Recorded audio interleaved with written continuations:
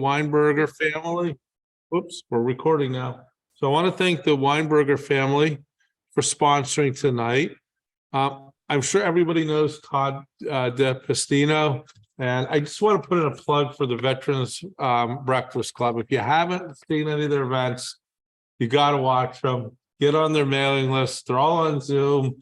And he really has some great subjects. I just watched one on the Cuban Missile Crisis. It was really fascinating. So there's a lot of very interesting people speak. I also want to mention that my mother-in-law is speaking next week about righteous Gentiles, and she's a Holocaust survivor who hid out during the Holocaust, and she's going to be talking about the gentleman her father worked for who knew they were Jewish but never said anything and basically protected them during the Holocaust. So, and that family are recognized at Yad Vashem as righteous Gentiles. So it's going to be a fascinating talk next Monday. So definitely tune in one way or the other. I also want to thank everybody that's involved in the committee as well for adult education. And I never knew you went to Yale. Mm-hmm. So Todd went to Yale, and I didn't know also that you wrote books. Cool. Yeah. I don't know if I have a book in me, to be honest with you. But I know people have done it. It's hard.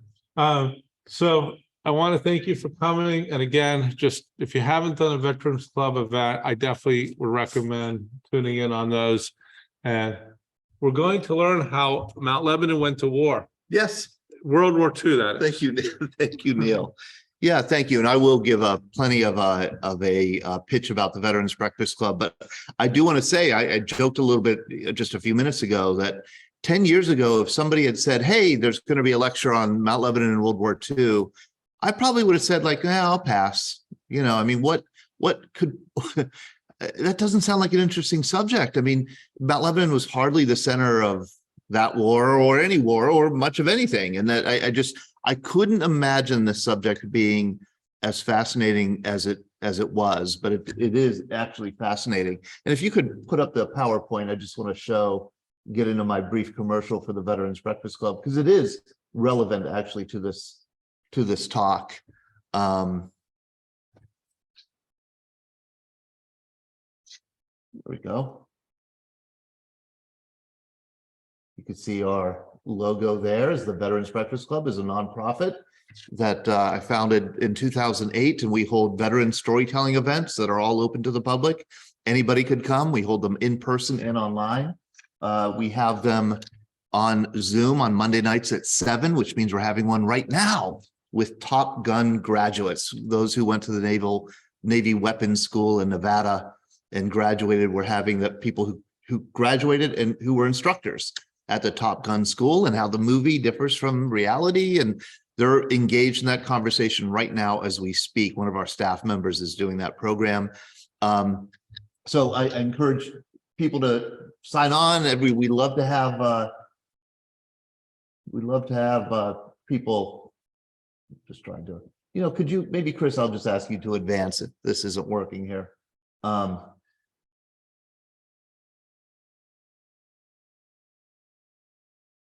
There we go.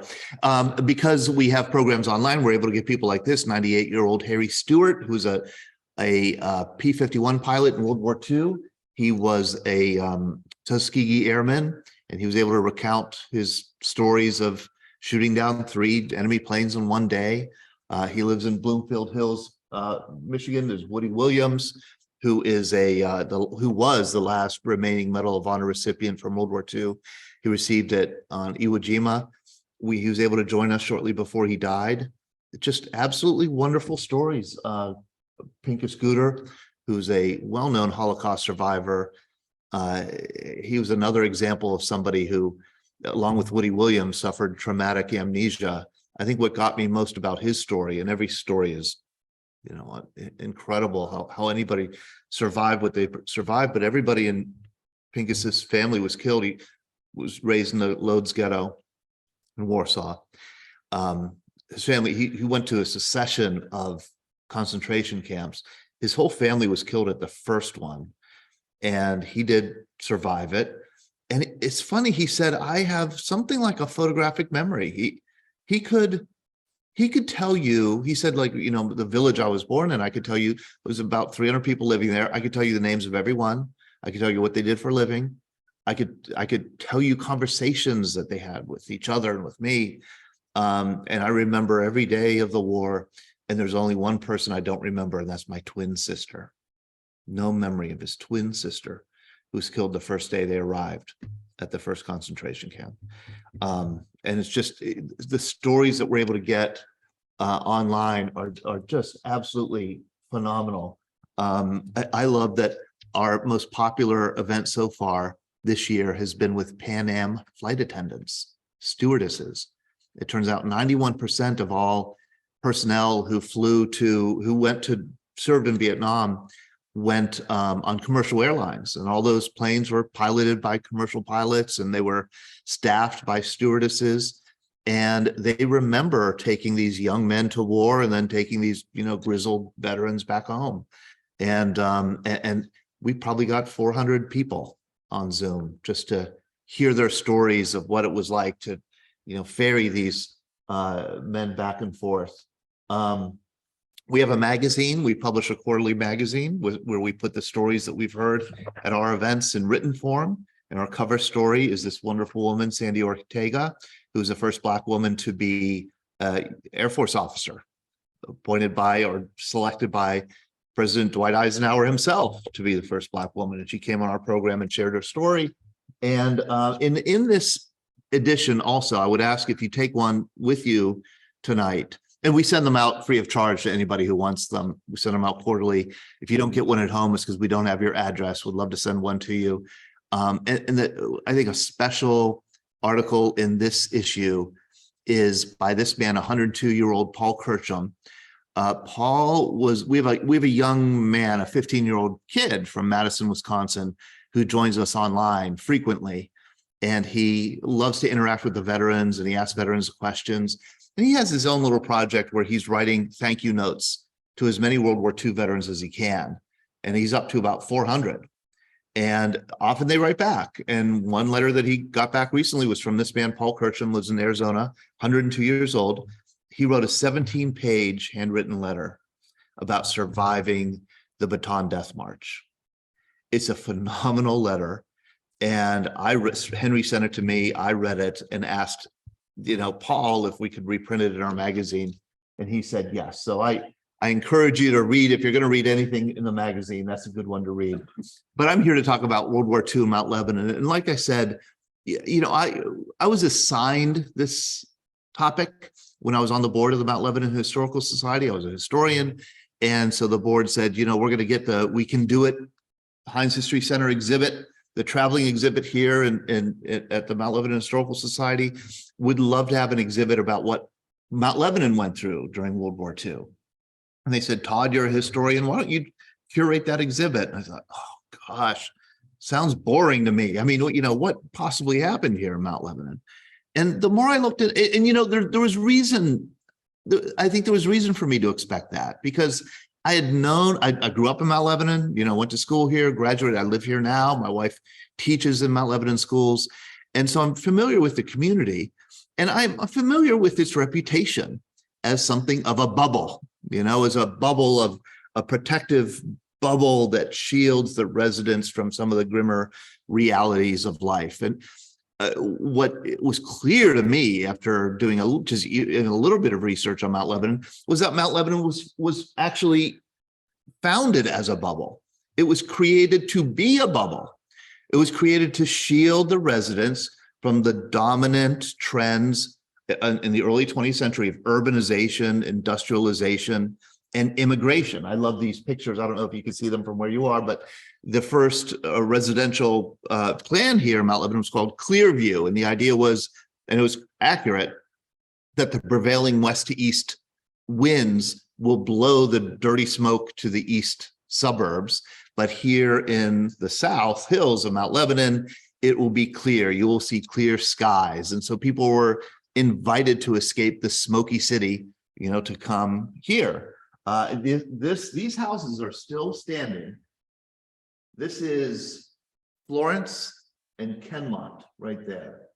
And these are some of the original houses there. Across the street is Mount Lebanon Cemetery. And right here, you can see a little cow still, you know, in Mount Lebanon in its rural days. But it was founded, Mount Lebanon was founded to be a refuge from these people, refuge from immigrants, refuge from smoke, refuge from the noise and crowds of, you know, the industrial city. The real estate ads for Mount Lebanon are quite explicit. You really don't have to read in between the lines to know that the reason you're moving to Mount Lebanon is to make sure that you are not living next to Italian people, Russian people, Polish people, Jewish people. These immigrant groups who had arrived and were still arriving in the city were going to be, you know, outside of the bubble.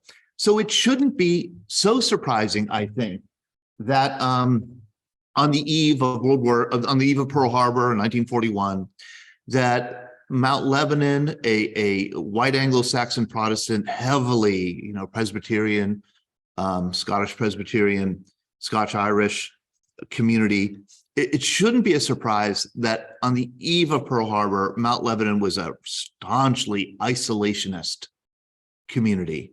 In other words, the world was on fire in the summer of 1941.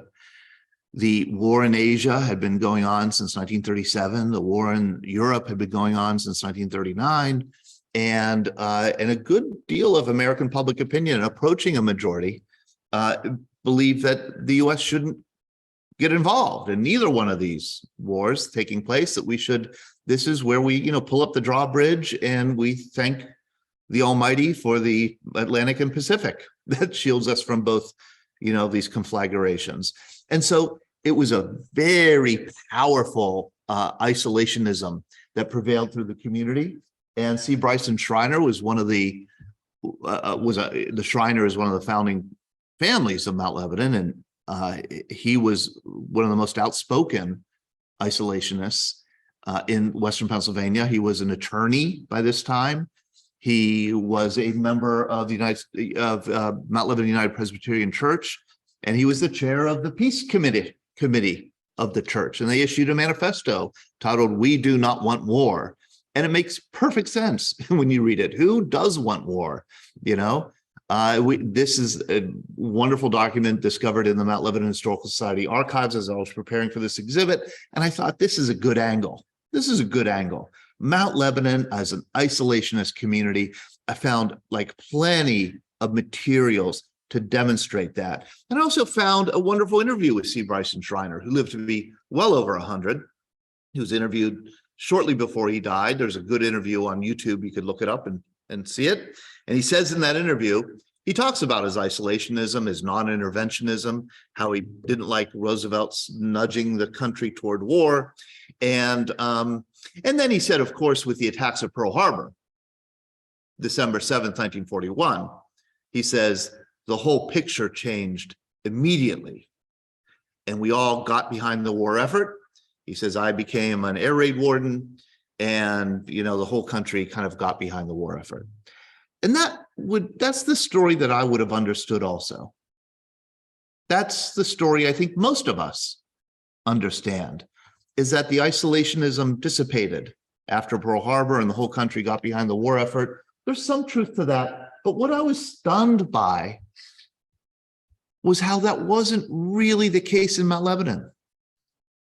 I expected after December 7th, 1941, as I'm going through the records of the various organizations that were active in Mount Lebanon, an immediate turn to the war, to topics about the war. How do we support the war effort? One of the most extensive set of records that Mount Lebanon Historical Society has is the Mount Lebanon Women's Club.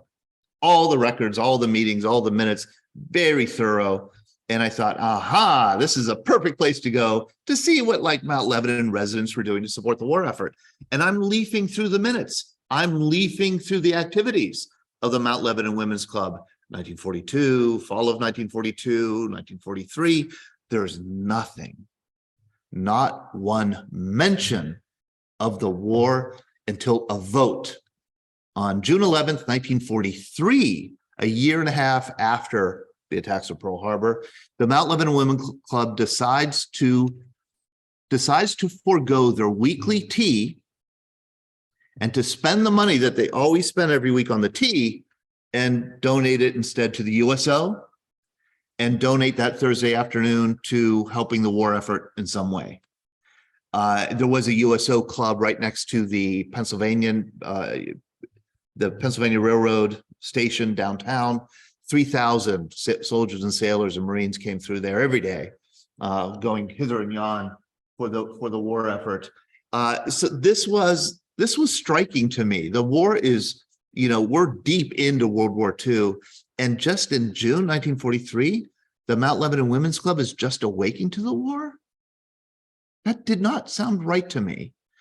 And then as I started getting into the school records, the school district records, it became really clear that how sheltered, how clueless, in a sense, the community was. How naive, maybe, is a generous word. How naive the community was to the danger of global fascism. And that's when I reached into a box and pulled out this class of 1941 senior jacket that had a swastika on it. That was striking to me. I mean, 1941, yes, still before Pearl Harbor, but by 1941, the world knew what this symbol now meant. The swastika is an ancient symbol, as goes back 5,000 years, has been found in from ancient India to ancient Americas, a religious symbol, perhaps. It also, in the early 20th century, became a kind of a decorative element that was borrowed from the East, and you'd see it here in Mount Lebanon. I know my neighbor down the street from me had, when he moved in 1969, he had swastikas in his tiles on his stoop, and he had to have them taken out. It was a decorative element, a popular decorative element before the Nazi Party. But then the Nazi Party took it, and by 1941, this was not something that anybody that I knew, including the United States Army, there would be the Army, the 45th Infantry Division used to use the swastika as a decorative element, on its patch. That was removed in 1938. So 1941 is way too late, I think, to be using a swastika on a senior class jacket. But then here is the student handbook, 1943 to 1945. The swastika is still there. What does that tell you? What does that tell you about this Mount Lebanon community in World War II? It could tell you, it could suggest anti-Semitism. It could. If you want to be a little bit more generous about it, you could say it suggests a kind of blindness or naivete to, again, this threat of Nazism, the threat of global fascism. But either way, I think it doesn't speak well to the cosmopolitan understanding of, or the worldliness, perhaps, of the Mount Lebanon community. I just get a sense of a community in 1943 really desperately trying to hang on to its bubble, trying to keep its bubble inflated, trying to keep that protective shell around, a simple WASPy community. And it's a testament, I think, to the scale and scope of World War II that the bubble could not hold. That protective shell could not protect even Mount Lebanon from the realities of war. World War II, I used to teach courses on World War II in college, and I would often, the first day of class, show this map and would have the students study the map. On this map, every country in a shade of green or a shade of orange was involved in World War II. You have to look hard to find a country that isn't green or orange. In other words, this was a global event involving 70 countries in a big, big way, involving hundreds of millions of people. killing maybe 100 million people. We don't quite know how many people died in World War II. Certainly 70 million at least, maybe 125 million. We're not quite sure. We're pretty sure it outranks anything that's ever come before, including the Black Death. It was, I mean, I would always say the first thing you have to know about World War II, my first day of class, is it was the largest event in human history, involving more people in more places than any other. And it was the most catastrophic event in human history, killing and harming more people than any other. And it's a testament, I think, to the scale and scope of the catastrophe, whose shadow we absolutely still live in, that even Mount Lebanon had to break down and surrender to the larger reality of the war. And I found it really interesting. Once again, it is so clear. You get a sense of it as you go through the records of the Mount Lebanon Historical Society, that the first group of people to be active in the war effort are children, students. And this rings true to me. This rings true from years of working with World War II veterans and hearing about the conversations that they would have in their families. In early 1942, it was the young people, the young men and young women who were too young to know any better, who were young and dumb, who were excited about the war. I mean, they wanted to volunteer. They wanted to help out with the war effort. And it was the parents who were terrified because they had lived through war before. They had seen World War I. They've lost, family members in World War I. They knew this was going to be a catastrophe. There was nothing exciting about this. I think there was a natural inclination to want to hide from it if you can. The young people, though, they didn't. This was, they were the ones, out there. And in Mount Lebanon, it was no different. It was, children. They collected 40 tons of scrap metal on one day on April 11th, 1942 in Mount Lebanon. These are children going around door to door, pulling a wagon, knocking on doors and demanding that any scrap metal you had, please put it in the wagon. These are kids who are collecting the scrap metal.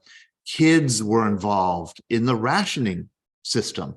All for 1 week in February 1942, all the schools closed down, and largely children, one representative from each house, largely children, would go up to the ration board and would receive the ration books for each household. And it was with those ration books that eventually would process the 90% of consumer goods that were either unavailable during World War II or rationed. You couldn't buy as much meat as you wanted, or dairy, or canned goods. Gasoline was rationed. Gasoline rationing got as severe as you were restricted to 3 gallons of gas a week for one car. One household could have one car, but you had to demonstrate that you needed that car, even to get 3 gallons of gas a week. Very restrictive. And it was restricted because of the rubber shortage, not because of the gasoline shortage. I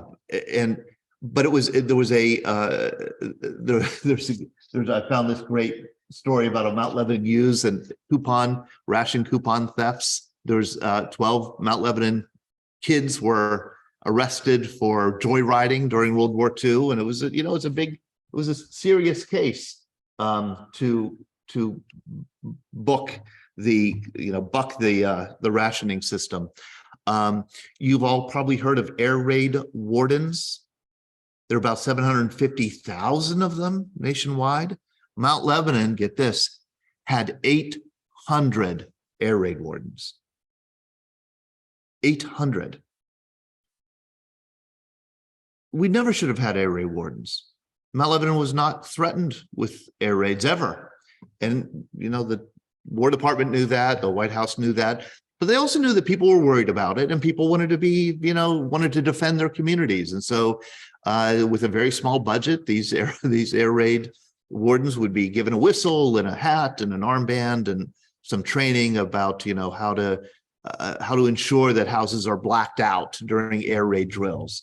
I know my grandfather was an air raid warden and he made a lot of enemies, because he was always the guy who was, knocking on your door. I see some light coming out of your window during an air raid drill. throughout World War II, Mount Lebanon children bought $200,000 worth of war bonds. This is remarkable. That's when $200,000 was a lot of money, you know? The war bonds were such a fascinating development. They were the brainchild of Secretary of Treasury Henry Morgenthau, who promoted the idea of a war bond for several reasons. One of them was to promote the war effort. You know, we could use the bonds to sell the war, he would say. Roosevelt thought, why don't we just borrow the money or just tax people directly?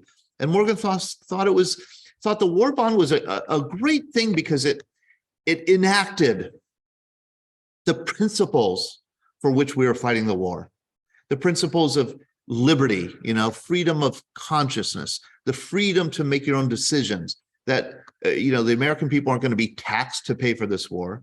They were going to support the war by their own free choosing. So people were going to choose to buy war bonds. And it was an enormous success, ended up paying for well over half of the war.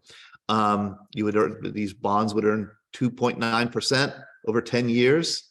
And so with $18.75 up front, you would get 25 bucks back 10 years later. That was a $25 war bond.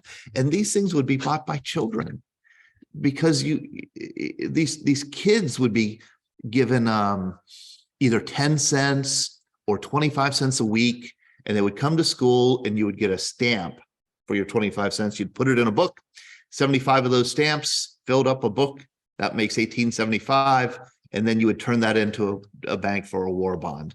That's how children were buying these war bonds. I remember several children telling me they remember getting that 25 cents in their hand, thinking about that was the most money in the world they had ever seen, you know, and all thinking about all the candy they could buy with this.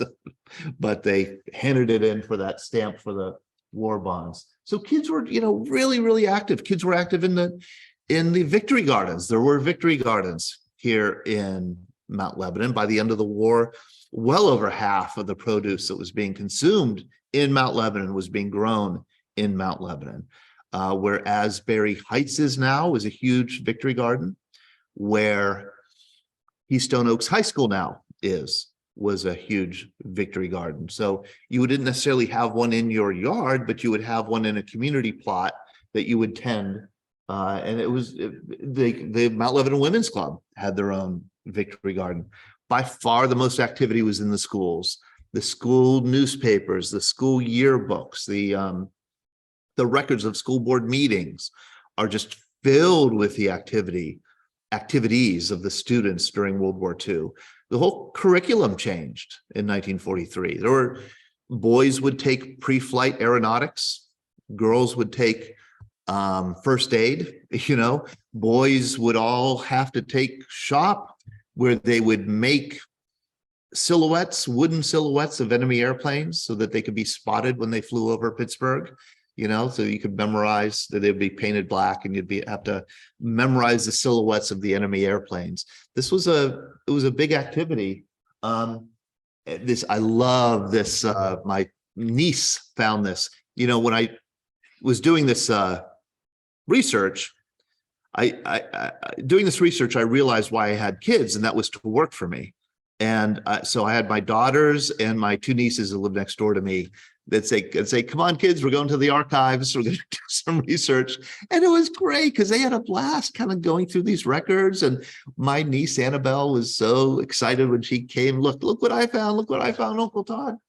This is wacky. You know, I'm wacky for you, my Valentine. This was handed out by a third grade teacher at Howe Elementary School to all her students. And it shows a WAC, Women's Auxiliary Army Corps. And so it, you know, reached down even into the lowest levels, the lowest grade levels. The Mellon-Air, my daughter found this. I went to Mellon Junior High School back then, and there was the Mellon-Air back then.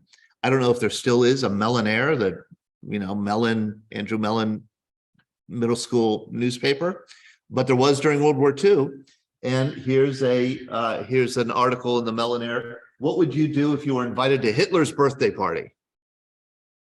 Nan Gould said, I'd make him a birthday cake substituting gunpowder for baking powder and sticks of dynamite for candles. Barbara Grimm said, I would take him a time bomb and a skunk.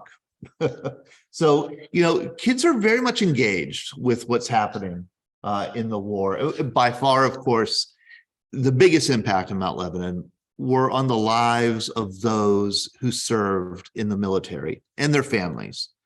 And it is remarkable, in a town of maybe 26,000 people, 2,644 Mount Lebanon residents joined the military during World War II, 10% of the population. And I think that's significant when you consider that today, less than 0.5% serves on active duty.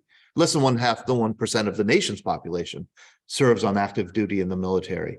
So think about what it was like, what it must have been like to have 10% of your residents serving in the military. And they served in every branch of service. 29 of them were faculty members at Mount Lebanon schools, including the principal of the high school, Lewis Perry, who was a lieutenant colonel in the Army on active duty in Europe. You could find Mount Lebanon people in every theater and in every branch of service. They were in North Africa, they were in Burma, they were in Normandy, they were in the Aleutians. I mean, they were everywhere. It's really remarkable to see just how Mount Lebanon, it is almost as if, again, with the bubble or the shell analogy, that World War II was the traumatic event that cracked the shell of this community open to the world. And there was no way really, after that exposure to the world, that Mount Lebanon could ever quite be put back together the same way again. I think it was destined to become more diverse and, more heterogeneous. One of the teachers who joined the military was this remarkable person, Miss Florence McLaughlin. She was a composition teacher. She was an English teacher. She was the chair of the Armed Forces Committee. She was the sponsor, I should say, of the Armed Forces Committee. She was the faculty sponsor of the Lebanon Lantern, which was the newspaper, the Mount Lebanon High School newspaper. And she became a Navy WAVE, Women Accepted for Volunteer Emergency Service. And she was trained and then sent down to Washington, D.C., where she worked at the Navy Yard in Washington, D.C. And she couldn't talk much about the work that she did. But she wrote what I found so touching was that she wrote an open letter to the student body of Mount Lebanon High School every week from her desk in Washington. And she said, this was one of them. This is a rugged life, to be sure, but never have I been so engrossed in anything as my new life here. I love my work. I love being a WAVE. And, she kept in touch with her students. And she was, she was tough, but she was beloved. I once gave this talk. When I first did this talk, I gave it to a group, and somebody came up to me and said, I had Miss McLaughlin as a teacher. She never looked that good. So this is a striking photo of her, I think, as a Navy WAVE. And I'm almost sure that she's the author of this remarkable book that I am determined to get reprinted and in the homes of every household in Mount Lebanon. It's a beautiful book. It's called So That We May Have a Better World. And it's unauthored. There's no author signing it. But it's clearly the loving work of a devoted person who decided that they would record the stories of all 66 Mount Lebanon graduates who died in World War II. And it tells their story. I mean, not just their story, where they served, what they did, but also like a little, like what they did in high school, what they liked, who their friends were. They kind of briefly bring these people to life. And then they would show a photo of the graduation photo, and then a photo of them in uniform. It's really, to my knowledge, there are only 2 copies left. There's one at the Mount Lebanon Historical Society on the corner of Lebanon Avenue and Washington Road. And there's one in the municipal building of Mount Lebanon. The library might have a 3rd copy. I can't quite remember whether there is, but I truly want to, I think it would be a great project to have copies printed, reprinted, and distributed, made available for people, because it really is good reading. It's really well written, and they are listed in alphabetical order. And you just leaf through, and you know, the first name listed is George Edward Abbott here. And I thought I would share his story just because it you know, all these stories hit close to home. George Edward Abbott, how the story eventually hit home with me is when I started working the Veterans Breakfast Club in 2008. Shortly after that, I got a letter, an old-fashioned letter in the mail from a woman named Bertha Abbott Thomas, and she lived in Boca Raton, Florida. And she said, "I heard you've been working with veterans. I see that you live in Mount Lebanon. I thought that I would tell you the story of my older brother who I loved and who died on October 15th, 1944. And she told me his story of how he died. And I was so struck. Like, what I couldn't believe was that I knew the incident in which he had been killed. I'd read about that incident, but I never knew that it was a Mount Lebanon person who had been killed in it. And I'll tell his story. So George Edward Abbott graduates from high school early in 1943, joins the Air Corps, wants to be a pilot. Everybody wants to be a pilot, but they make him a waist gunner on a B-17. And a waist gunner here's a B-17. The waist is that gun sticking out of the side. And he starts to fly missions in the waist position on a B-17 with the 8th Air Force in England in early July 1944. And after he's flown several missions, and by the end of the month, he gets called in by his commander. And I've talked to other veterans this has happened to, and this is how the conversation went. It was an unusual conversation. He gets called in. "Abbott, we are offering you another position on the ship. On the B-17, you will no longer be a waist gunner. You will be a toggleier." And no doubt, Abbott said, "Sir, what's a toggleier?" Nobody's ever heard of this position before. A toggleier is an enlisted bombardier. So think about that. The officers on a B-17, there were 10 crew positions. The officers were the pilot, the co-pilot, the navigator, and the bombardier. All the other gun positions were sergeants. They were enlisted positions. And so here is like a guy he's going to be a bombardier in the nose of the plane. And he says, "Do I get a promotion?" "No, you do not. You will remain an enlisted man." "Do I get a raise?" "No, you do not." "Do I get any mission credits?" "No, you do not." "Is there training I have to go through?" 5 minutes. I mean, can you toggle a switch on and off? There are 2 switches in the nose of the plane, and the nose of the B-17 are where the navigator sits and the bombardier sits. And the bombardier has 2 switches. One toggle opens the bomb bay doors. The other toggle drops the bombs. And the only thing you got to know is which to do first. Do them in the right order. And so the reason why so many people, so many waist gunners were being made bombardiers was because the nose was the vulnerable part of the B-17. The noses were being shot off, these B-17s, in huge numbers, and that other crew members were bailing out and surviving, but bombardiers were getting killed. July 1944, the United States Army Air Corps ran out of bombardiers. They had to redo the whole configuration of bombing missions to accommodate these ill-trained young men who were now going to be put into the nose of the plane and merely to toggle the bomb bay doors open. And so at the end of July 1944, George Edward Abbott starts flying these missions as a toggleier. And on October 15th, 1944, in a mission over Cologne, he is at the toggleier position in the nose of the plane, and they reach Cologne. He toggles the doors open, he toggles the bomb bay release, and 5,000 pounds of ordnance are released from the B-17 bombs. And as you can imagine, with the release of that weight, the airplane surges to a height of, I think it was 27,000 feet. I think that's what the after action report said. Surges to a height with the release of that weight. And just as it about hits the apex of its surge, a German anti-aircraft shell explodes and takes off the nose of the plane, killing George immediately, and yet not harming at all the navigator who's sitting 4 feet away. It's one of those things.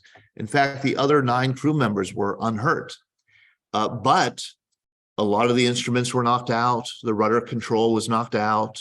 The oxygen was knocked out. They're at 27,000 feet. They can't breathe. And somehow the crew had the presence of mind, the pilot and co-pilot had the presence of mind to immediately bring the airplane down to 2,000 feet. And they found that they could still fly the ship, even in its severely damaged state. There was no nose. The nose, in fact, had been flayed over the cockpit, so they couldn't see out the front. They didn't have their instruments, so they didn't know where they were. They had to start picking out landmarks from the side windows. And without a radio or anything, they started to make their way back to England. And they did it. They crossed the British Channel, the English Channel. They approached the base in England. And later reports would say that the ground crews in England heard this plane before they ever saw it, because without a nose, the B-17 acted like a giant whistle, you know? And this is what the plane looked like when it landed.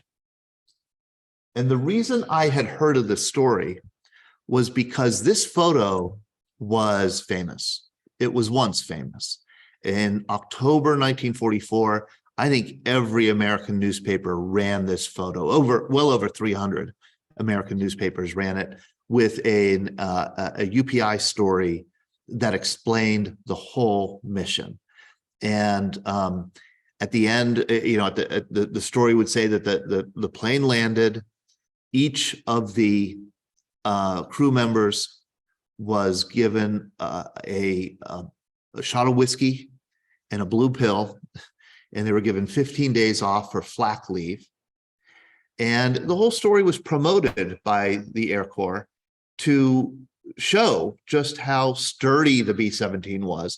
And B-17s were very sturdy planes. They could sustain a lot of damage, unlike B-24s, unlike B-29s, but a B-17 could sustain a lot of damage and still fly. And also to show how resilient the crews were, that they could bring something like this back, you know, back to safety. So it was promoted for morale purposes. But the last line of the articles in the newspaper was always the only casualty was George Edward Abbott from Mount Lebanon, Pennsylvania. And that was the part I had never seen until I got that letter from Bertha Abbott Thomas. I'll end with this story, which I think is the most remarkable Mount Lebanon story from World War II, and it has to do with Ed Ryan. And I don't know if any of you there in Zoom land or here in person knew Ed Ryan, but Ed Ryan was the founder of Ryan Homes, which at one point was the second largest home building company in America. I got to know him pretty well towards the end of his life. I spent probably 15 or 16 weeks with him. I should say days, 1 day a week, with him, interviewing him about his story and collecting his history, because his history was really remarkable and his story was really remarkable. And if any of you knew Ed, you knew that he was extremely charismatic. That's all I'll say about that. He was funny. He was big-hearted. He was wholehearted. He was generous to a fault. He was charismatic. He was, I could listen to him talk all day. And he shared his story with me, and it's remarkable. Ed Ryan, you know, graduated from Mount Lebanon in 1942, joins the Army Air Corps, and becomes a navigator. And I'll say this about navigators. Navigation was the most intellectually demanding job in the Air Force. You had to, the navigator's job was unusual. You know, the days before GPS and before, you know, iPhones and stuff like that, you had to do celestial navigation. You had all kinds of charts and a lot of math. And you were kind of figuring out, charting an airplane's course in real time under fire. And you were there. This navigator had to really focus. They sat in a little desk in the nose of the plane. They had a little light, little desk. They had a little pack full of their charts and graphs and instruments. And they were there, doing calculations as the plane was moving. And the planes would go to what was called the initiation point, or the IP, and then would go to the target. And after the navigators worked, it was to get the ship, as it was called, to the IP.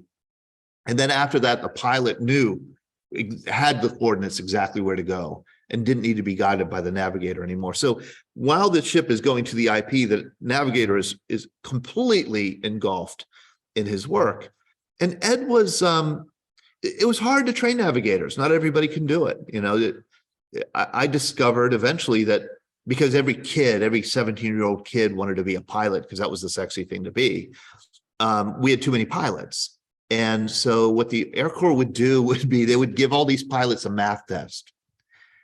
And if they did well, they would wash them out of pilot training and put them in navigation, because that was the much more intellectually demanding position. And I think Ed was one of these people. And because Ed was great at math. And he said he liked the work. He actually liked the work of navigation. But what he didn't like, and he was very honest about this, he said, I didn't like my crew. Which is rare. I've not heard that before from many vets at all. I didn't like my crew. He said they were kind of like, they were all older than me. He said I was only 19 years old. I was a 19-year-old lieutenant. And they were old. They were like 23, 24. The pilot was a 24-year-old guy. And he said the sergeant, I was the youngest one on the crew. And I felt that they kind of like bullied me. And he said, and one thing that I never liked was, said I was engrossed in my navigation work. And right when I would get to the IP, I would get the ship, our B-24, the Betty Coed, to the IP. The radio man, a sergeant, would come on and he would say, hey, Ryan, why don't we switch positions? You're done with your work. I'm done with mine. Let me come up to the nose of the plane. I want to see the bombs drop, because you could see out of the plexiglass nose, you could see the bombs drop. You could even, maybe if the bombardier let you could toggle the switch, And so the radio man who is behind the cockpit, that's what he wanted to do. And, Ed said I felt bullied into it. But every time at every mission, the pilot would intervene and say, shut the heck up. We're not switching positions in the middle of a mission, so that you could watch the bombs drop. Just, we're not doing it. But then on October 13th, Friday the 13th, on the 13th mission, a mission over Vienna, Ed, as usual, was in the B-24 in the nose of the plane, got the plane to its IP, and the radio man, like he had the previous 12 missions, got on and said, Ryan, I want to switch places with you. And this time the pilot said, Ryan, let him do it. We'll let him do it this one time, and then he'll shut up. This is the only time we'll let him do it. And Ed said, all I remember from that moment is just being angry. Said, and maybe you've been in a position like this, and I know I have, where you're angry at the person, but you're angry at yourself for giving in. You're kind of like, he said, if I had been 20 years old, I would have said no, but I was the youngest. I was 19, and I just did not have the confidence to stand up to this sergeant who I outranked. And he said, I kind of was grumbling, and I had to turn off my light. I had to put up my little table, my little tray. I had to pack all my gear back in my little bag. He said, I had to take off my parachute. And then stand up. And these planes, if you've ever been in a B-24, B-17, one of those vintage planes, these are really, really tiny, cramped spaces. You can't believe that there were 10 bodies in there for a mission. They were not meant to be moved around in much during flight. And yet this is what Ed was doing. He was kind of squeezing his way past behind the cockpit at the same time that the radio man was squeezing his way up front. And Ed said, we passed each other. He said, just right about when we passed each other, we got hit. And he said, and we knew we got hit, not because we didn't feel bullets or shrapnel or anything like that. He said, these planes made a consistent humming sound. They were unbelievably loud, unbelievably loud. And there's, a consistent, you know, and when there's a change in register, when there's a change in that sound, it's because one of the engines has been hit. And that happened on missions. And he said, not a big deal, but here is, oh, there's Ed. There's Ed when he's in Air Corps training. But here's a picture of the Betty co-ed. This is a picture of Ed Ryan's 13th flight, the Betty co-ed of his ship, of his airplane, on that mission over Vienna. And it was taken by another plane just at the point where Ed is passing the radio man. And you could tell that because you could tell that this ¡2 engine has been hit. It's smoking. And that would happen. And when it happened, that means the propeller would slow down and the whole engine sound was different. And so they could tell, okay, we've been hit. Not a big deal, but you know, it gets your attention, but it's not catastrophic. And you can see the anti-aircraft flak, the little black puffs behind the plane are German anti-aircraft shells exploding. And then Ed said, the radio man disappears into the nose of the plane. He said, I just curve around behind the pilot and the co-pilot, and I'm just about getting my bearings when we really got hit. And what happened was a shell, just like with George Edward Abbott, exploded right outside the nose of the plane, killing the radio man who had just entered the nose of the plane and the navigator, and the bombardier immediately. Pilots on fire, co-pilots on fire, a whole fireball just erupts and moves through the fuselage front to back, engulfing the pilot, co-pilot, and Ed. And co-pilot's dead. He doesn't know about the other people in the other positions at this time. Pilot's alive. And the pilot gives the bail out, you know, abandoned ship order. And just like in the Navy, you know, the Air Force, the pilot is the captain of the ship, has to be the last one off the ship. And turns to Ryan and says, abandon ship. And Ryan says to the pilot, sir, I don't have my parachute. The pilot said, you are now captain of the ship, and threw himself through the bomb bay doors. Ed sees his parachute pinned against the fuselage because the plane's going down, grabs it, puts it over his shoulder, snaps it somehow around him, but it has to be fully harnessed around your legs and all that, and mimics what the pilot did, throws himself through the bomb bay doors, but hits his head on the catwalk, which knocks, there's a little tiny thin catwalk that spans the bomb bay doors, the bomb bay, and he hits his head on it, knocks himself out cold. And so next thing he knows, he's coming to at about, and he said it had to be under 10,000 feet because he said I was still on fire and I could breathe. So it was, you know, it was under 10,000 feet and he's in a free fall. And he said, and I've heard other people who have bailed out of planes say the same thing, that it was incredible, quiet peace. Like they just felt peace. And he said, it took me a while to realize, like, I'm not flying, I'm falling, and I need to pull the ripcord. And he said he started trying to pat out the fire. The left side of his body was on fire. And if you knew Ed, he was badly scarred from left side of his face down to his hand, and his hand was like this, and his left arm was very stiff. And so he's patting himself off, and he realizes he has to pull the ripcord, and so he does. He pulls the ripcord. The silk parachute just mushrooms open above him, jolts him violently, as you can imagine, from the free fall. That dislocates his right shoulder that it was slung over. So he's in searing pain. He's got burns on his left side. He's got a dislocated right shoulder.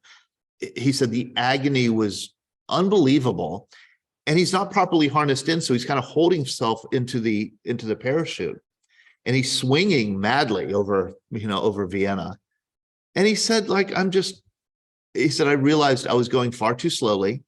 it was going to take far too long for me to hit the ground, and I was going to let go, and I was going to die. And he said, like I had accommodated myself to that I was not going to be able to make it.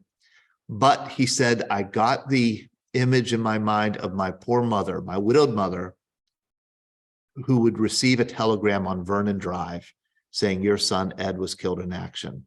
And he said, I started to cry, thinking of my mother. He said, there I am. He said, that is war, a 19-year-old crying, thinking about his mother.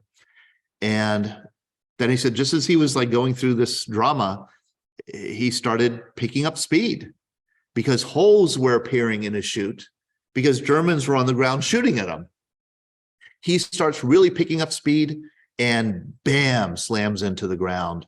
He was conscious long enough that he did remember being beaten by townspeople, he thinks, with shovels and rakes and stuff like that. And he also remembers a military truck pulling up and a German officer getting out and firing shots, just like in the movie, saying, get away from this man, he's a prisoner of war. And they said, somebody grabbed me under my arms and somebody grabbed my legs and they put me in the back of the truck and I was out.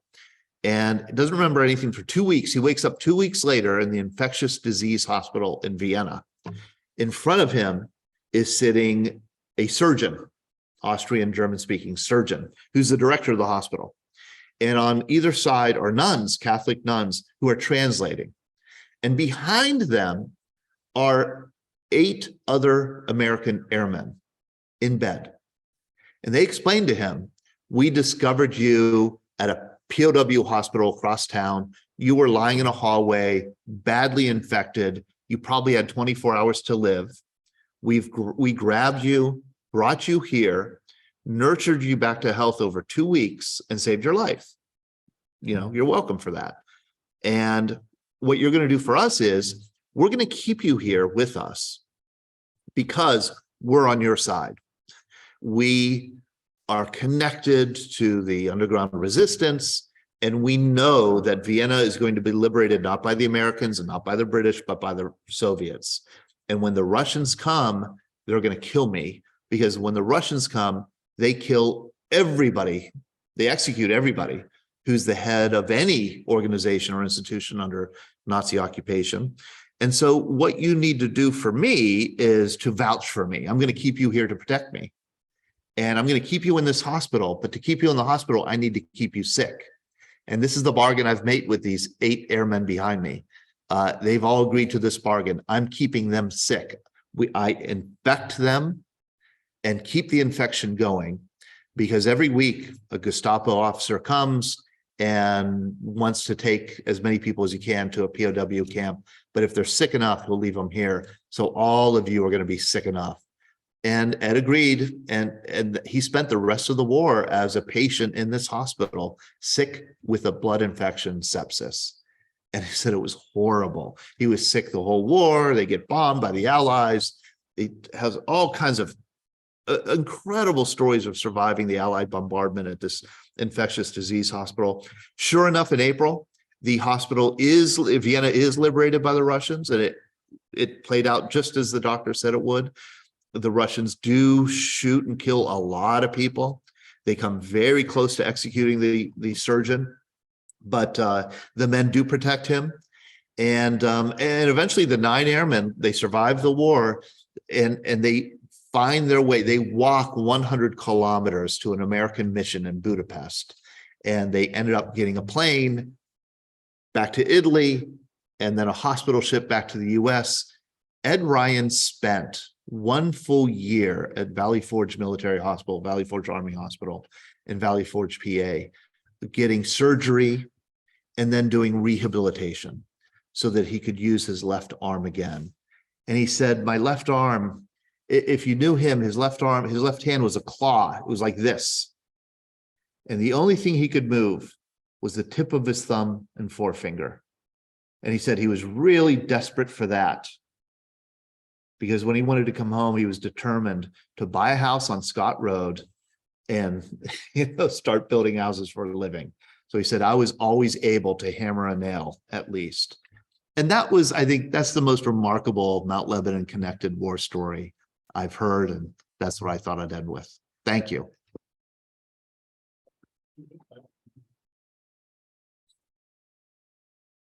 Can you do me a favor, when people ask questions, can you repeat them?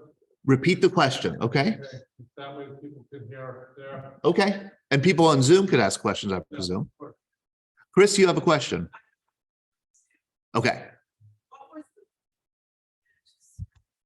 What was the blue pill given to Sergeant Abbott? That's a wonderful question. I don't know. They do not say what it was.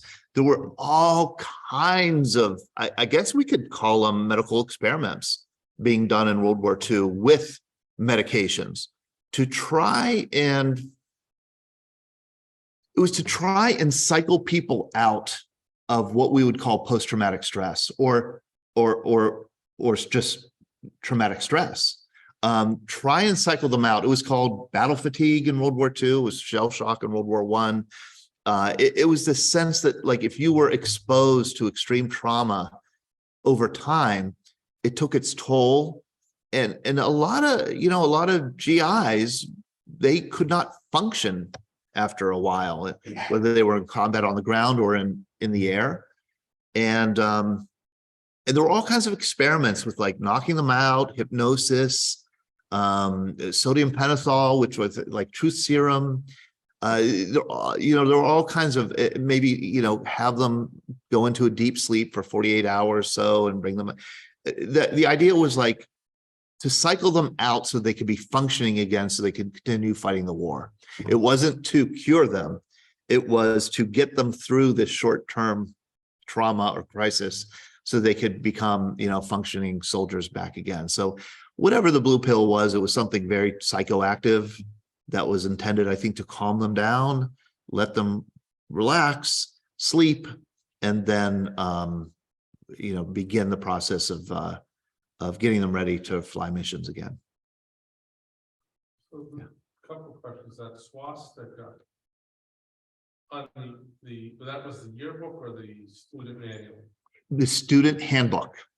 Was that because that was a symbol in the past that was supposed to be a positive symbol, or because they were into being Nazis? Yes, thank you.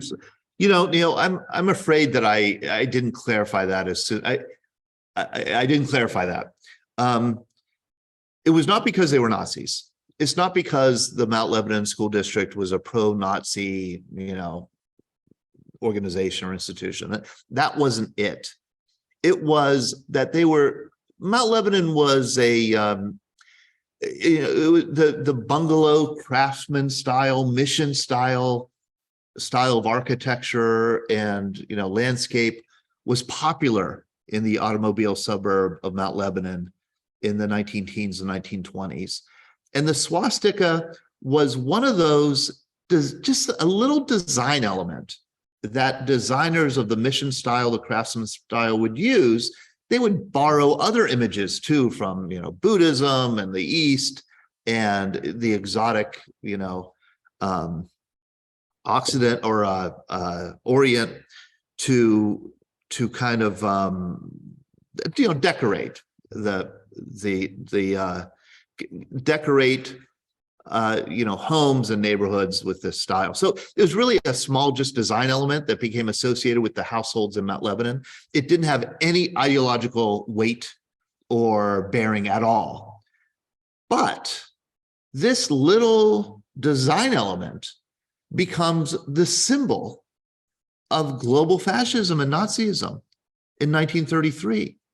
I mean, before that, but by 1933, the whole world awoke to what this meant. And certainly by 1938, by Kristallnacht, everybody knows what Nazism symbolizes.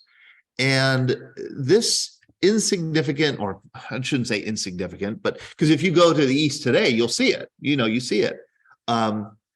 This design element in the West now becomes this, symbol of fascism. And it was, what's remarkable is that it's like Mount Lebanon still clung to the symbol, not wanting to surrender it maybe to the realities of the world, the appropriate thing to do would be to drop the symbol. It's just too weighted with, associations of genocide and, discrimination at the very least. So every other community gets rid of it, but Mount Lebanon clings to it. How many, you said 66? 66 graduates of Mount Lebanon High School died in World War II. And how much was the class size? Oh, good question. How much was the class size? I can't tell you how much the class size was. I'm assuming it's a lot smaller than it is today, so that might have been 10% of the student body. During the time of the war. Yeah, I don't know. I can't speak to what the class size was. That would be good, useful to know. Yeah. Smaller than it is today, for sure. But I don't know how small. Yeah. Just out of curiosity, there's a statue, right, as you drive into the rec center. And there's somebody who won the Congressional Medal of Honor. In the rec center. Like not Oh. that street, was it Morrison? And they have a Morgan, William Morgan. Yes, Captain William Morgan. Vietnam. Yeah. Medal of Honor in Vietnam. Yes. What's the story, if you don't mind me asking? Oh, he received the Medal of Honor in 1965, I believe. Maybe somebody on Zoom knows the story. I can't remember the particulars of what he received it for. I'm sorry. No, Yeah. I've always been curious. Yeah. about that. Given all the number of people who died during World War II in Mount Lebanon, did they ever do any kind of ceremony or commemoration at the high school for these people? Once again, I don't know. I imagine they did. I know at one point I showed a slide. I don't know if you saw that the picture. There was a slide from the yearbook that shows this service flag, this remarkable service flag where they put a star for every graduate who was in the military. And eventually the whole service flag is filled with these stars that hung in the halls of Mount Lebanon High School. So during the war, there was a lot of commemoration. There was a lot of remembrance of people who were being killed. After the war was over, I don't know if there was one big collective, it would have been Memorial Day, I guess, 1946. Yeah, and I don't believe we have a record of it. You have a point of information here from Zoom, from Kirk Charleston. Flo McLaughlin was my homeroom teacher in 1956, and she was a wonderful person. Oh, that's wonderful. Oh, I love it. Flo McLaughlin, Miss McLaughlin. Yes, I've got to say, that book is one of the most touching things I've ever read, simply to know the relationship. I mean, and I don't know for sure that she wrote the book, but I'm almost certain she did, because she was that devoted to her students and to those who served in the military. That's neat. Thank you for that. It's a shame that history is kind of lost. Yes. Because there's I don't think like my kids who went to the high school have any knowledge of how many people died or what happened during World War II. I mean, that it was a large percentage of the student body who died. I imagine it was a much larger percentage, who were seriously wounded. Yeah. Oh, absolutely. Absolutely. Yeah.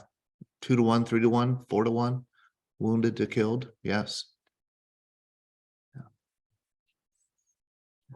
What percentage of the population back then in Mount Lebanon was Jewish, or did they have a burgeoning Jewish population? Or Not quite yet. There were Jewish residents in Mount Lebanon. Absolutely. Not many. There were Black residents in Mount Lebanon. Not many. The Black residents tended to be household help. The Jewish residents from my understanding, tended to live in apartments in Mount Lebanon, not be homeowners, but very small. It would be after the war that the transformation would take place. Yeah, even the Irish Catholic population of Mount Lebanon was not really big. until just about the eve of World War II. You've got another question there. I've got a super question. Hi, Todd, Ed, Gennario here. Hello, Ed Gennario. Do you know any connection between Ed Ryan's desire to build homes and its sensitivity to housing needs of veterans? Yeah, no, Ed Ryan wanted to, I don't think he had sensitivity to housing needs. He had sensitivity to housing needs later in life, for sure. He got big into building low-cost housing, big into it. In fact, he got swindled into supporting a low-cost housing plan that was not a good one. But, you know, as a young man in the 1950s, Ed Gennario, Ed Ryan just knew that there was this market for housing, and he went to he went and spied on other builders around the country and saw how they did it. Ed was famous, and I just talked to another person who knew Ed Ryan, who was in this same industry as him, and said, like, Ryan was incredible. Ryan was the kind of guy where, like, he would build houses and deliver all the materials needed to build a house down to the nail, like not an extra nail would be delivered to build the house. And that's how he kept his costs low. And, he would visit Levittown on Long Island and spy and take notes how William Levitt was doing it. And, he really wanted to mass produce housing like Henry Ford mass produced cars. And the idea was to build them cheaply and to build them well enough that, would support a middle-class lifestyle. So it wasn't, I think it wasn't so much he had a care for veterans. It was that he understood that there was a market, there was a need. And the market was supported by the GI Bill, which gave these wonderful subsidies, huge subsidies to those who had served in World War II to buy homes. And so it was kind of a no-brainer for him. Do you feel like the GI Bill changed Mount Lebanon? The GI Bill absolutely changed Mount Lebanon, and it changed the country probably as much as any piece of legislation over the past 100 years. It's extraordinary, the generosity, we could say, of the GI Bill, which had housing provisions. It had unemployment. We forget about the unemployment component of the GI Bill. You got 1 year full unemployment if you served enough time, and especially if you were overseas. There was the educational provisions, unbelievable. Just paying your full tuition, room and board plus stipend to anywhere that you could get into, any university you could get into, any college you could get into. I've met so many people, so many of them who've come to, Veterans Breakfast Club events who never would have gone near a college if not for the GI Bill. It brought this huge swell of men mostly into the middle class, into managerial, administrative, technical roles they never would have had without the GI Bill. So yeah, the GI Bill. I think it was probably the most transformative thing that ever hit the country. Yeah. And it was not anticipated to be a transformative thing. It was anticipated to take the edge off the worst that people were expecting after World War II. There had been something called the Great Depression before World War II. The expectation, the only thing that brought the country out of the Great Depression was preparation for war. And the expectation was that with the end of the war, there would be a return of depression. And you're going to have these 16 million men and some women who were going to be unemployed. And there's nothing worse than an unemployed veteran, because, man, they get, they march on Washington and they cause all kinds of problems like they had after World War I. And so the idea was like, let's put them somewhere. Let's give them unemployment, number one, to stave off any crisis. Number two, maybe put them in school for a while, make sure they get some housing. But it wasn't, it certainly was never anticipated that so many of these GIs, former GIs, would end up going to college. it was way overused. It was never budgeted for that. But because it was used, it transformed the country. Yes, Chris. Another question. For Todd, commercial bulk here, how big were the housing stipends on the GI Bill? How big were the housing stipends? The deal that you would get would be 5% down payment, 30-year amortized mortgage, and at very low interest, but below market interest. So it was cheaper to buy a home and pay a mortgage than to rent an apartment. It was very generous. And, this was before the GI Bill. And I think this is the important part. Before the GI Bill, the 30-year mortgage did not exist. If you wanted to buy a house, you bought a house with cash, or maybe you took out a loan for 10 years, maybe, or whatever you can get. But there was no structured home loan that would be, amortized over 30 years. The GI Bill created that. It created that market, and that's what led to this building boom that Ed Ryan participated in. Yeah. Thank you, Marshall Balk. Any other questions? I think that's everything. Okay, thank you, Neil. Today. I mean, it is an amazing story. What happened? Yeah. I mean, I tell my kids I gotta get this book and bring it to their teacher, because I mean, it's such great history, and sad that only 2 copies of this book exist. I agree, it should be reprinted. Let's reprint it. Let's reprint so that we might have a better world. Absolutely. It should be reprinted. I mean, I just feel like today it's sadly that World War II is Yeah. quickly the history of that, the transformation for the country is so quickly being forgotten. And you just look at the face after face in this book, and they're just so young. They're so young, and they were saddled with so much responsibility at such a young age. It really is striking. Yeah. All right. Well, thank you. Thank you, everyone. All right. That's